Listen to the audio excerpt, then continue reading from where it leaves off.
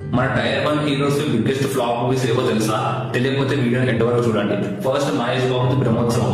ఈ మూవీ ఎందుకు తీసారని చెప్పేసి నాకు ఇప్పటికి క్వశ్చన్ మార్క్. ఈ మూవీ నేను మొత్తం చూడలేదు ఇప్పటి వరకు. సో థియేటర్కి వెళ్ళిన ఆడియన్స్ పండుకున్నారంట, టీవీలో మనలో చూస్తాం ఈ మూవీని. సెకండ్, ఎన్టీఆర్ ది శక్తి. అసలు మెహర్ రమేష్ ఎన్టీఆర్ కి ఏం చెప్పి కన్విన్స్ చేశాడు అండ్ ఎన్టీఆర్ ఎలా ఒప్పుకున్నాడు ఈ మూవీ షూటింగ్ కి నాకు ఇంకా అర్థం కాదు. So NTR career one of the biggest flop. Third, Allu Arjun the వరడు.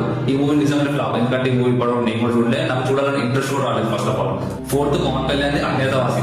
అత్తారెడ్డి దావేది అనే సినిమా తీసిన గురుజీకి ఏమైందో మళ్ళీ అజ్ఞాతవాసి ఇలాంటి సినిమా తీసి అజ్ఞాతంలోకి వెళ్ళిపోయింది ఈ సినిమాతో.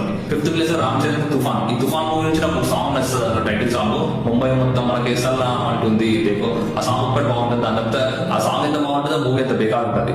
అండ్ లాస్ట్ మన డార్లింగ్ ది ఆది పురుష్.